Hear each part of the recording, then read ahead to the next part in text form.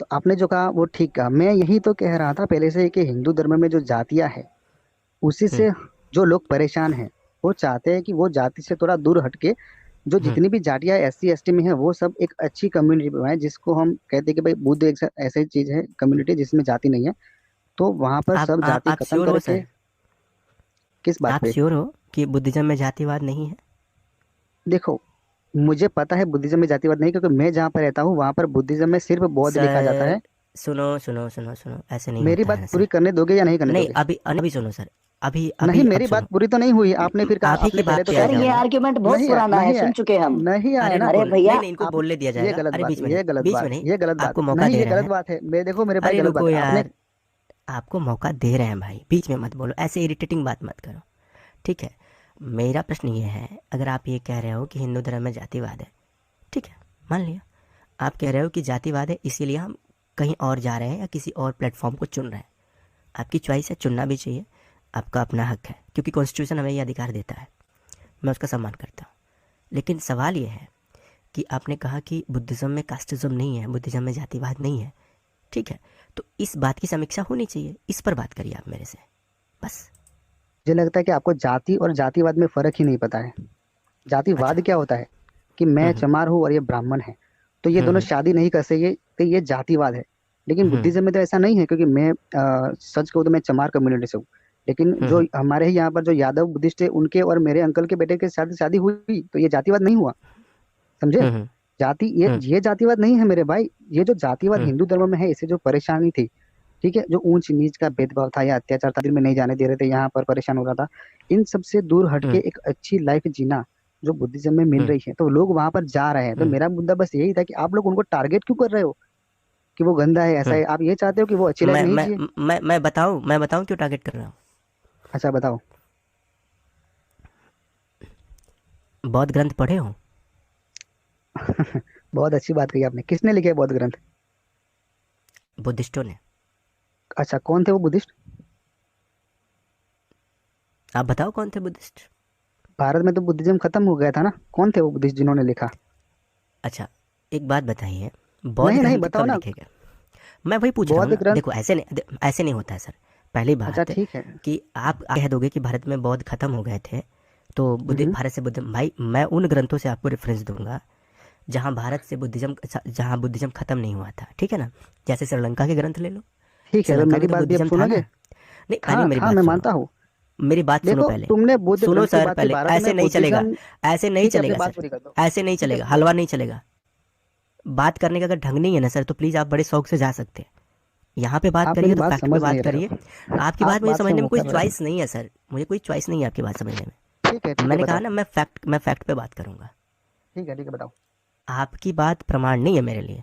मेरे लिए प्रमाण आपके बौद्ध ग्रंथ हैं। जिस तरह से आप हमथो को रेफरेंस देते हो कि आपके हम्म। रामायण में, आपके महाभारत में, आपके वेद में, आपके फला में फला फला जातिवाद है, हम्म। तो उसी हम्म। तरह से आपके बौद्ध ग्रंथों में भी भर भर के जातिवाद है। हाँ, तो मैं इतना यही पूछा, जातिवाद किसने है, लिखा, किसने इतना। बौद्ध ग्रंथ लिखे भारत में? बुद्धिस्टों ने कंपाइल लिखा किसने है, किए? बुद्धिस्टों ने, अरे बुद्धिस्टों ने। ब्राह्मणों ने लिखे हैं, ब्राह्मणों ने ही अच्छा, अंदर लिखे, ये उसके दो, नेम बता दो। सुनिए जरा, जरा सुन लीजिए। कितनी मूर्खतापूर्ण बात आपने कर दी सर। अभी आप कह रहे हैं कि बौद्ध धर्म में जातिवाद नहीं होता, और फिर कह रहे हैं कि बौद्ध ग्रंथों को सारे ब्राह्मणों ने लिख दिया। भैया, मतलब अजीब मजाक कर रहे हो यार, अपने ही धार्मिक ग्रंथों के साथ मजाक कर रहे हो। अच्छा चलो ठीक है, त्रिपिटक कौन से ब्राह्मण ने लिखी है मुझे यह बता दो, चलो। ठीक है, त्रिपिटक कौन से ब्राह्मण अब ने मेरी लिखी है? बात पूरी तरह से सुनोगे फिर नहीं, आप आपकी जवाब देना। बात नहीं सुनूंगा, मुझे फैक्ट पे बात करनी है। आपकी अच्छा, कथा बताओ। नहीं सुननी मुझे। त्रिपिटक किस ब्राह्मण ने लिखी, उसका नाम बताइए बस। मैंने त्रिपिटक पढ़ा भी नहीं है, और भारत में बुद्धिस्ट लोग उस ग्रंथों को नहीं मानते हैं, वो सिर्फ बाबा साहब की किताब मानते हैं। और दूसरी बात, जो नवयान है वो क्यों चलो बनाया बाबा गया साहब है? अम्बेडकर की किताब से ही बात करता हूँ मैं। बाबा अच्छा साहब ठीक अम्बेडकर है, की उसमें किताब से बात बोलो। करता हूँ। ठीक हम्म। है, करूँ? हाँ, ठीक है, उससे करो। चलो। आप कह रहे हो कि जातिवाद ब्राह्मणों ने बनाया, सही हो या गलत हो? हम्म। क्या बोला आपने, फिर से बोलो। बोलिए। आपने मैं कहा कि सुना नहीं। जातिवाद, आपने कहा कि जाति और जातिवाद ब्राह्मणों की वजह से फैला, और ब्राह्मणों ने ही जातिवाद और जाति बनाई है।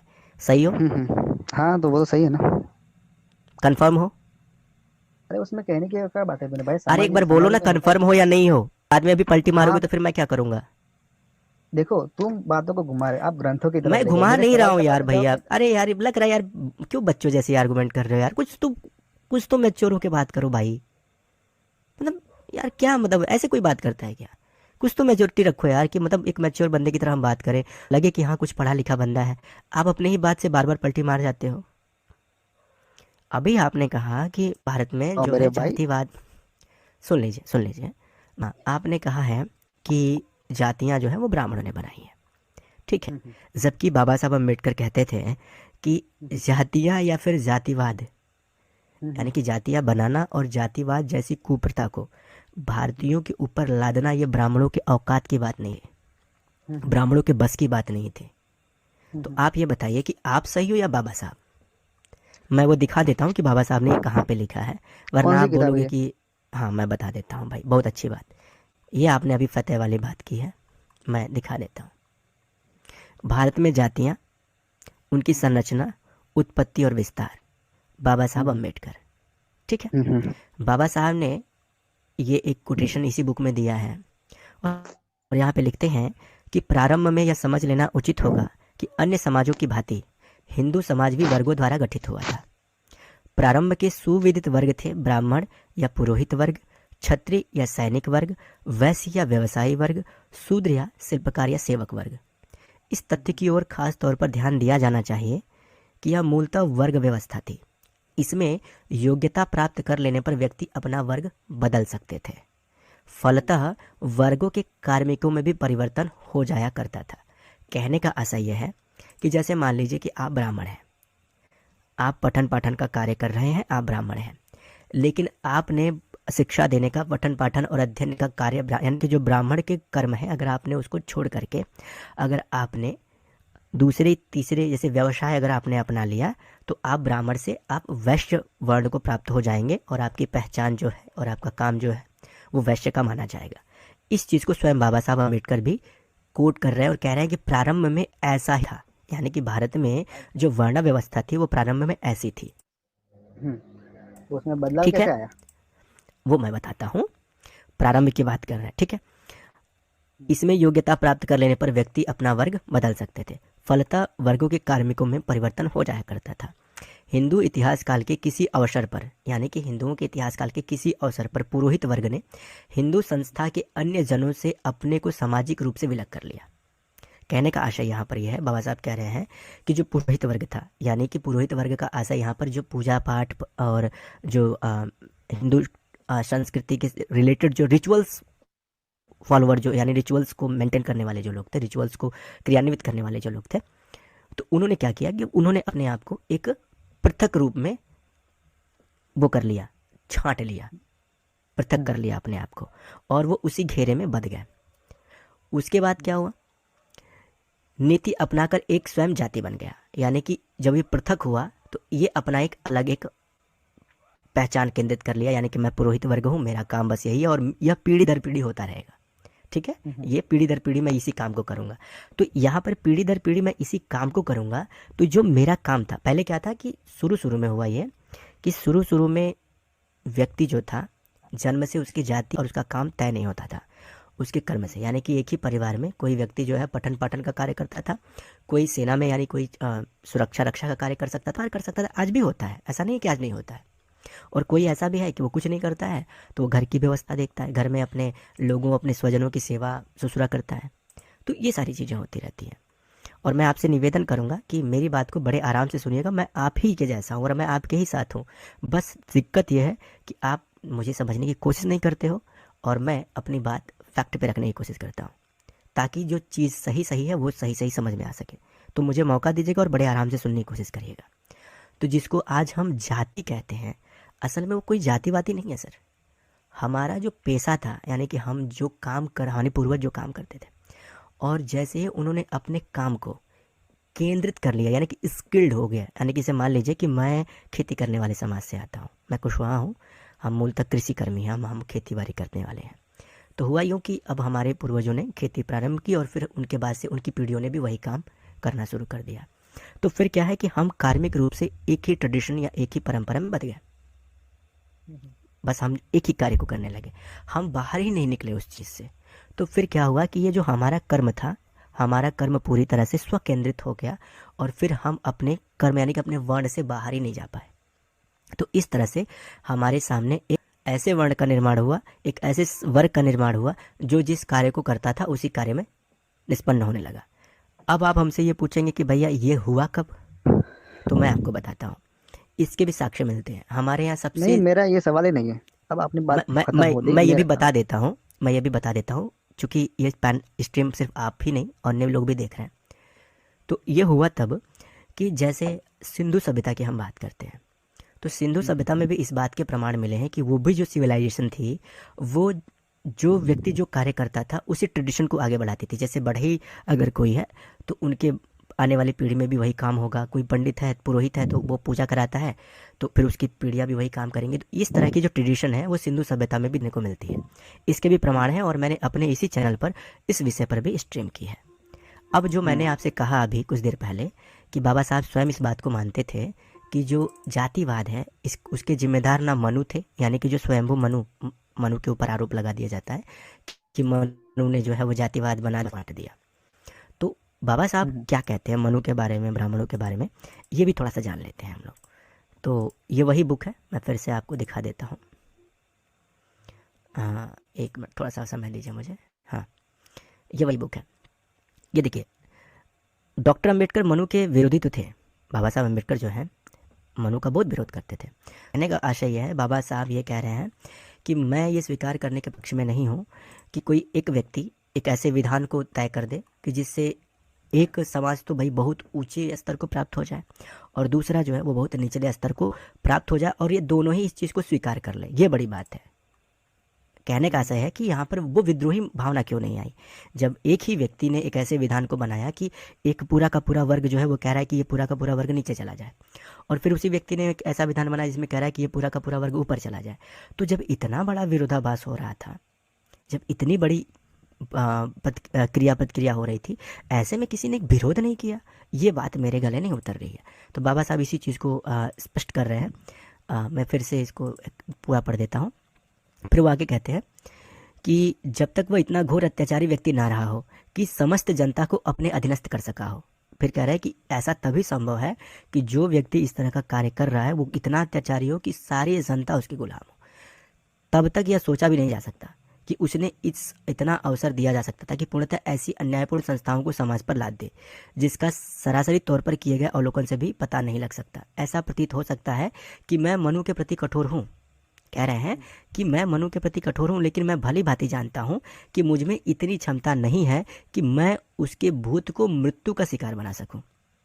वह तो एक मृत शरीर आत्मा की भांति विचरण करता है और अपकर्षण तथा मुझे आशंका है कि वह अभी दीर्घजीवी बना रहे। मैं आपको एक बात बतलाना चाहता हूँ जाति धर्म के बारे में। मतलब वो कह रहा है कि ये जो मनु से मेरा जो अंतर विरोध है तो वो तो बना रहेगा, लेकिन ये इतना चिरस्थायी है कि मैं अपने बाद भी या अपने जीवन पर्यंत भी मैं इस विचारधारा या फिर मनु के विषय में जो मेरी दृष्टिकोण है मैं इससे भी बाहर नहीं निकल पाऊंगा।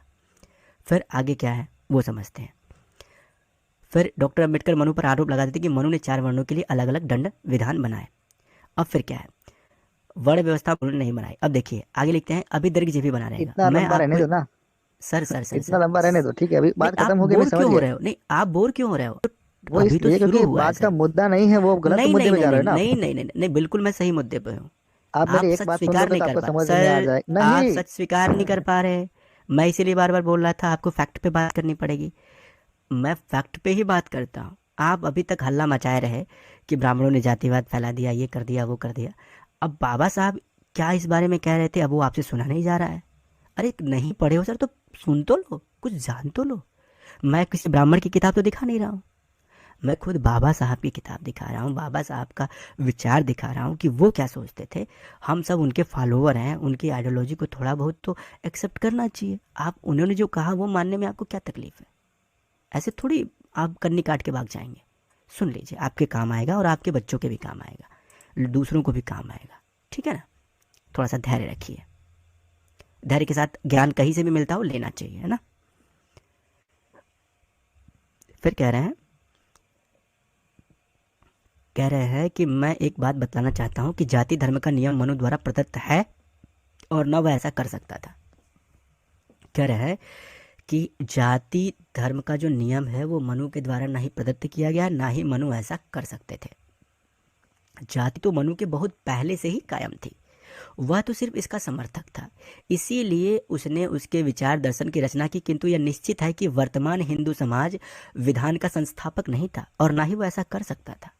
जाति नियमों के संहिताकरण और जाति धर्म का उपदेश देने के बाद उसका कार्य समाप्त हो गया। जाति व्यवस्था का प्रसार और विकास तो एक बहुत विशाल कार्य था, जिसको कोई एक व्यक्ति या एक वर्ग अपनी शक्ति या चातुर्य से पूरा नहीं कर सकता था। कहने का मतलब यह है कि आज जो कुछ लोग बड़े इंटेलिजेंट बन के जातिवाद का ठीकरा सिर्फ और सिर्फ कुछ लोगों पर फोड़ देते हैं, तो बाबा साहब ये कह रहे हैं कि ऐसा नहीं है। ये जातिवाद जो बना है या ये जाति की जो संकीर्ण मानसिकता से हम लोग घिरे हुए हैं, इसके पीछे कोई एक व्यक्ति या कोई एक आइडियोलॉजी या कोई एक समाज नहीं है भाई। इसके पीछे सारे के सारे लोग शामिल हैं, सब शामिल हैं इसमें, और सबने इसमें अपने हाथ गंदे किए हैं, कोई एक व्यक्ति ने नहीं किया। फिर वो कह रहे हैं कि कोई एक व्यक्ति या वर्ग अपनी शक्ति या चातुर्य से ये कार्य पूरा नहीं कर सकता। ऐसा ही तर्क इस प्रस्तावना पर भी लागू होता है कि ब्राह्मण वर्ग जाति प्रथा का रचयिता था। यानी कि वो ये कह रहे हैं कि ऐसा यहाँ भी साबित है कि अगर हम ये कह रहे हैं कि ब्राह्मणों ने जातिवाद बना दिया, तो भाई ये ब्राह्मणों पर भी लागू नहीं होता। मैंने मनु के संबंध में जितना कुछ कहा है उससे अधिक कहने की कोई आवश्यकता शेष नहीं रहती। मैं इस संबंध में सिर्फ इतना ही इंगित करना चाहता हूँ। तो वो ये कह रहे थे कि भाई जो जाति व्यवस्था है उसके पीछे ना मैं मनु को दोषी मान रहा हूँ, यानी कि मैं ना मनु को पूर्ण रूप से ये कह सकता हूँ कि मनु ने ये बनाया और सबके ऊपर लाद दिया, और ना ही ब्राह्मणों के बस में ये बात थी कि वो बनाए और सबके ऊपर लाद दें। फिर कह रहे हैं कि विचार गलत होगा कि दुर्भावनापूर्ण होगा। ब्राह्मण अनेक गलतियाँ करने के दोषी रहे हों, और मैं कह सकता हूँ कि वे ऐसे दोषी थे, लेकिन जाति व्यवस्था को गैर ब्राह्मणों पर लाद सकने की उनमें क्षमता नहीं थी भाई। उन्होंने अपनी तर्कपटुता से भले ही इस प्रक्रिया को सहायता प्रदान की हो, लेकिन अपनी ऐसी योजना को निश्चित रूप से अपने सीमित क्षेत्र से आगे बढ़ा सकते थे, ये संभव नहीं था। तो अभी आप हल्ला मचाए रहे थे कि ब्राह्मणों ने जाति बना दी, ब्राह्मणों ने जातिवाद फैला दिया, ब्राह्मण हमको 1000 साल से पीड़ित कर रहे हैं। भाई कम से कम कुछ बोलने से पहले कुछ तैयारी करनी चाहिए, कुछ पढ़ना चाहिए, कुछ जानना चाहिए। बाबा साहब अम्बेडकर स्वयं कह रहे हैं कि ये जो जातिवाद जैसी कुप्रथा है, इसका जिम्मेदार सिर्फ एक समुदाय नहीं है, कोई एक व्यक्ति विशेष नहीं है, कोई एक वर्ग विशेष नहीं है। इस कार्य में सबने अपने हाथ गंदे किए हैं और ये सबने मिलकर किया है। लेकिन ये गजब नौटंकी चल रही है आज के हमारे भारत में कि जाति के नाम पर संगठन बनाना हो तो शुरू हो गए, जाति के नाम पर वोट देना हो तो शुरू हो गए, जाति के नाम पर कोई अनुदान लेना हो तो शुरू हो गए। यहाँ पर जातिवाद नहीं दिखता भैया। मतलब कुछ लेना हो, कुछ देना हो, कहीं जाके जाति के नाम पर कोई रेल की पटरी उखाड़ देनी हो, कुछ और कर देना हो, तो किसी को बुरा नहीं लगता, सब मस्त है, कोई दिक्कत नहीं है। जाति के नाम पर 2-4-10 लोग किसी को इकट्ठा होकर किसी को प्रताड़ित करते हों, किसी को दुख पहुंचाते हों, किसी की घोड़ी रोक देते हों, किसी को पानी पीने से रोक देते हो, तो ये करने में उनको कोई बुराई नहीं लगती। लेकिन कहने के लिए कह देंगे कि भाई बस यही जिम्मेदार है, यही जिम्मेदार है। नहीं भाई, सब जिम्मेदार है इसके पीछे। सब ने अपने अपने समय पर घोर जातिवाद किया। आज भी जिसको जो मौका मिल जाता है, कोनो इससे पीछे नहीं रहता है।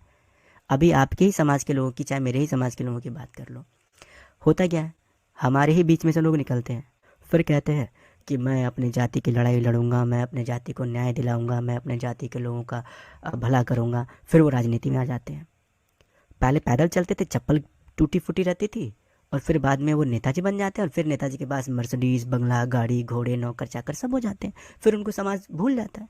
फिर नेताजी पार्लियामेंट में हम लोग को इसलिए भेजा कि वो हमारे दुख दूर करेंगे, और नेताजी अपने दुख दूर कर लेते हैं, और फिर पार्लियामेंट में बैठ के कहते हैं कि मैं बहुत ही शोषित, वंचित और दबे कुचले समाज से आता हूँ, मेरे समाज के लोगों का भला होना है, मेरे समाज के लोगों को ये दिक्कत है, वो दिक्कत है। नेताजी बस ये कहते रह जाते हैं और उनके समाज का तो भला नहीं होता, उनका भला बहुत होता रहता है। तो भाई हम कह रहे हैं कि ये सब समस्याएं किसी एक के ऊपर आप ढाल के इस समस्या से नहीं भाग सकते। अगर आप ये कह रहे हो कि बस कुछ लोग ही इसके लिए जिम्मेदार हैं, हम तो बड़े सीधे शरीफ लोग थे, तो ये बहुत मुश्किल है। ऐसे नहीं होता है। सब इसमें उतने ही इन्वॉल्व हैं जितना आप किसी दूसरे तीसरे को दोष दे रहे हो। सनातन हो जैसे कि डीएमके वाले